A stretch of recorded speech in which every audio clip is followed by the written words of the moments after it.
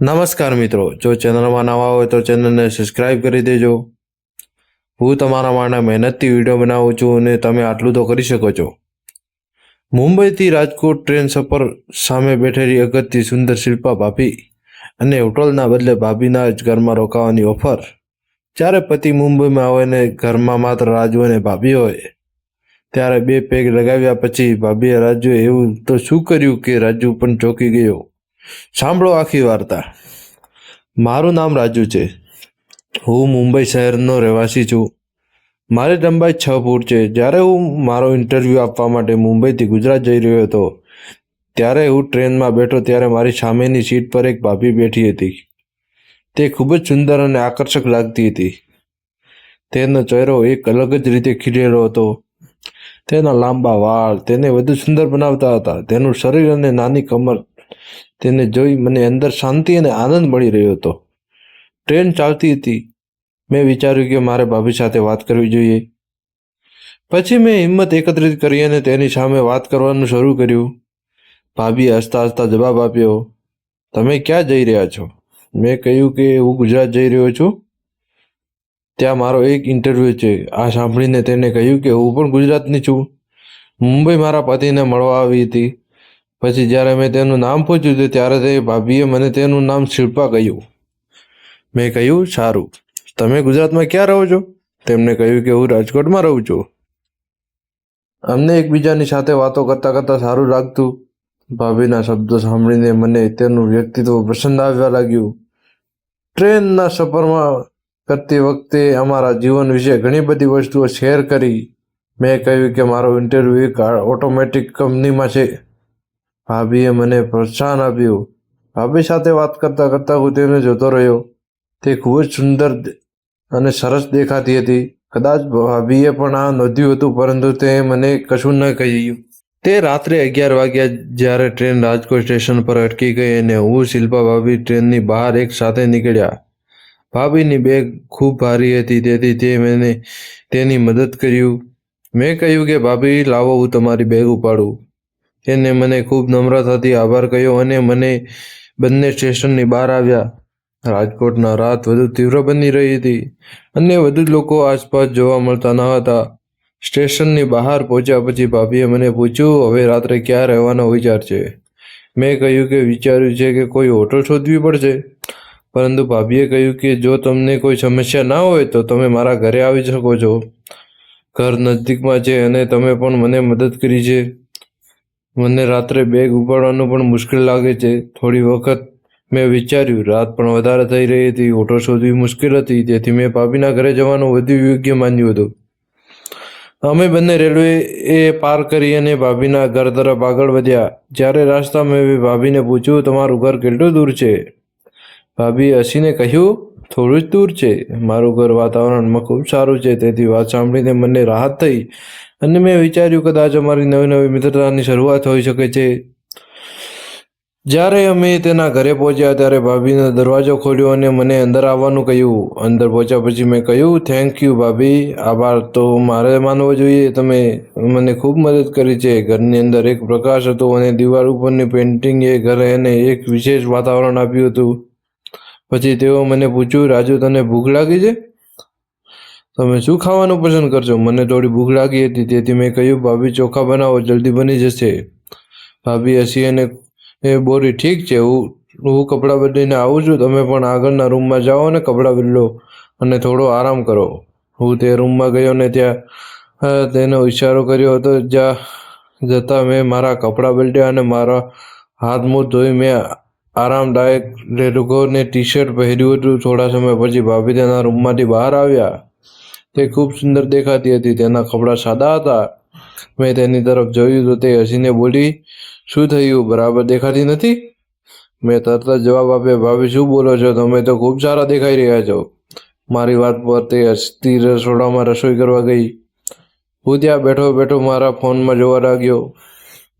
ભાભી રસોડામાં ચોખા અને શાકની તૈયારી કરી. થોડા સમય પછી રસોડામાંથી રસોઈની સુગંધ આવવા લાગી અને મારા પેટમાં ભૂખ વધુ તીવ્ર બની ગઈ. પછી ભાભીએ મને કહ્યું, જમવાનું તૈયાર છે, તમે ખુરશી પર બેસો. તો પછી હું ખુરશી પર બેસી ગયો અને તેઓ મારી સામે ચોખા અને શાક પીરસ્યું. હવે અમે બંને જમવાનું શરૂ કર્યું. જમતી વખતે અમે વાત કરી રહ્યા હતા. ભાભીએ પૂછ્યું કે જમવાનું કેવું છે? મેં કહ્યું બહુ સરસ છે.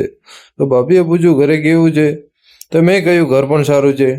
તો પછી ભાભીએ ધીરે ધીરે પૂછ્યું ઘરવાળી કેવી છે?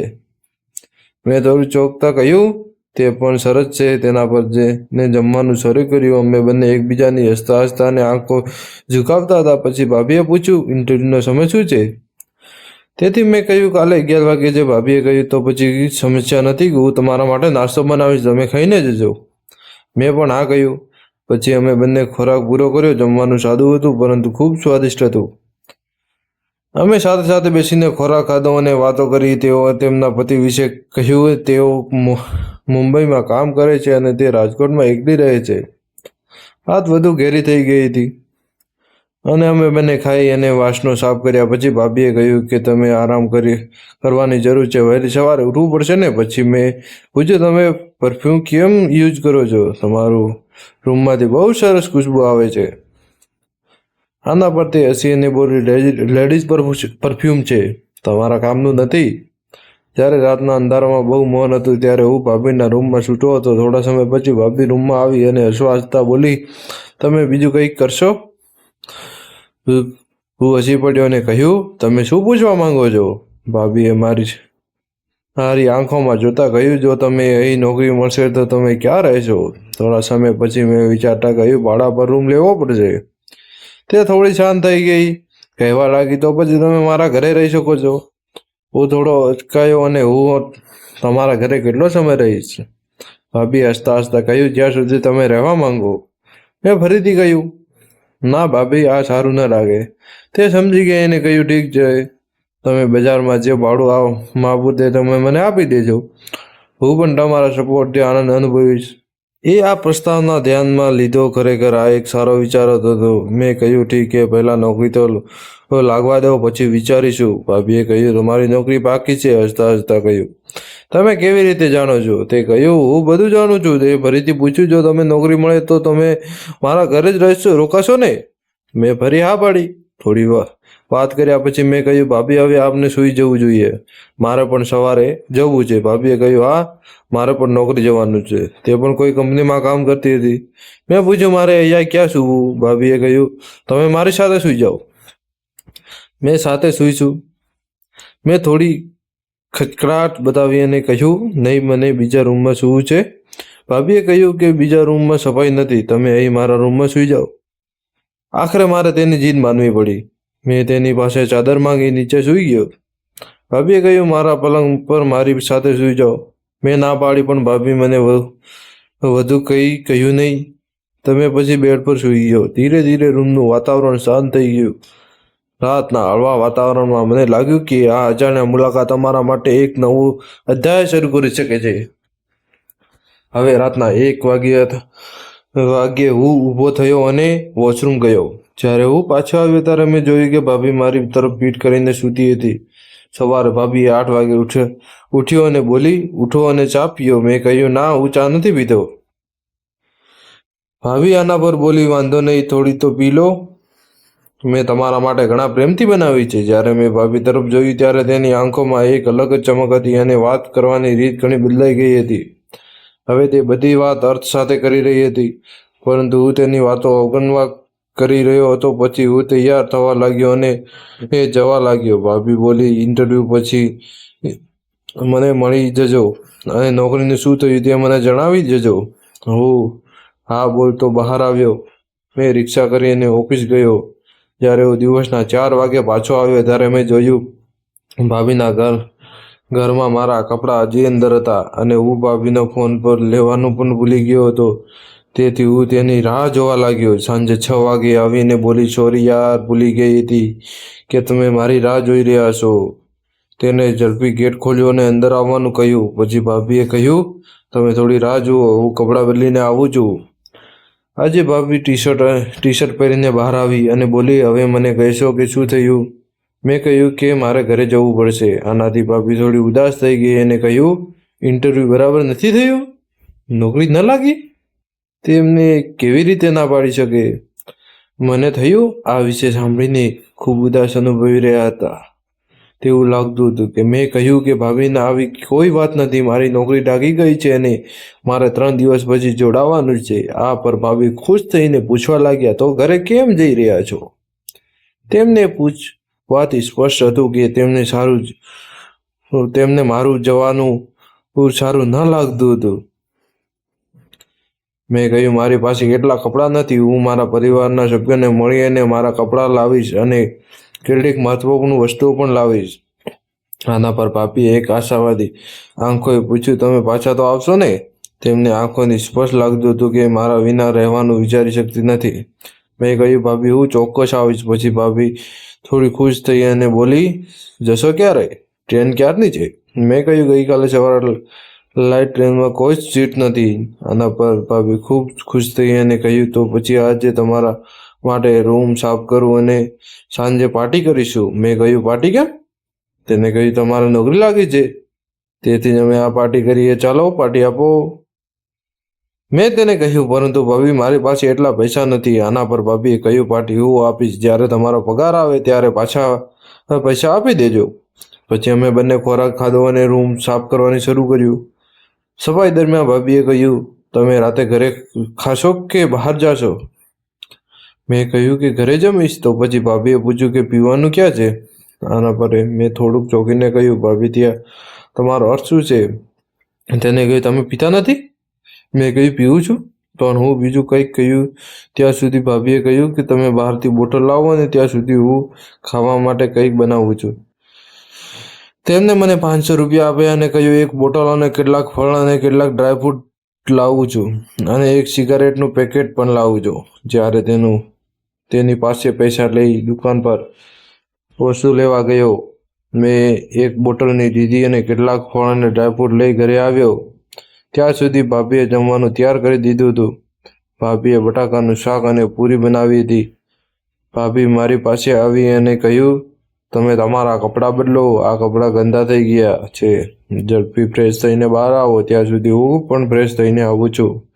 મેં કહ્યું, પણ મારી પાસે બીજા કપડાં નથી. ભાભીએ મને એક ટી શર્ટ આપ્યું અને કહ્યું, તે પહેરો. હું પણ તે કપડાં લઈને મારા રૂમમાં આવ્યો અને નાહીને તે કપડાં પહેર્યા. જ્યારે હું કપડાં પહેરીને ભાભીના રૂમમાં પહોંચ્યો ત્યારે ભાભી હજી સ્નાન કરી રહી હતી. જ્યારે મેં અવાજ આપ્યો ત્યારે તેને કહ્યું કે તમે સામાન વગેરે લાવો, ત્યાં સુધી હું આવું છું. તેને મને કાચના ગ્લાસ અને પાણીની બોટલ અને પ્લેટ વગેરે સેટ કરવાનું કહ્યું. બધું સેટ કર્યા. સૂકા ફળ કાપીને ફળની પ્લેટો શણગારી ડાઇનિંગ રૂમમાં બેઠો હતો અને ટેબલની બધી સામગ્રી તૈયાર હતી. જ્યારે ભાભી અંદર આવી ત્યારે હું તેને જોતો જ રહી ગયો. તેને પૂછ્યું, અમે શું જોઈ રહ્યા છો? કંઈ પણ નહીં, તમારી સુંદરતા જોઈ રહ્યો છું. તો તે હસવા લાગી અને મેં પાણીની બોટલ ઉપાડી અને ગ્લાસમાં પાણી રેડવા લાગ્યો. ભાભી મારી બાજુમાં બેઠી. તેના શરીરમાંથી ખૂબ સારી રીતે સુગંધ આવતી હતી. તેના પરફ્યુમની સુગંધ મને મદહોશ કરતી હતી. પછી ભાભીએ ચીયર્સ કર્યું અને પેક પીવા લાગી. ભાભી કહ્યું, હું તમને કેવી લાગુ છું? મેં કહ્યું, ભાભી તમે ખરેખર ખૂબ સારા દેખાવ છો. ભાભીએ કહ્યું, ફક્ત સારી દેખાવ છું અથવા બીજું કંઈ પણ લાગુ છું? તેનામાં મેં કંઈ કહ્યું નહીં અને એક પેક ખાલી કર્યા. હવે મેં બીજો પેક બનાવવા માટે બોટલને ઉપાડી તો ભાભી કહ્યું, શું આટલી ઉતાવળ છે?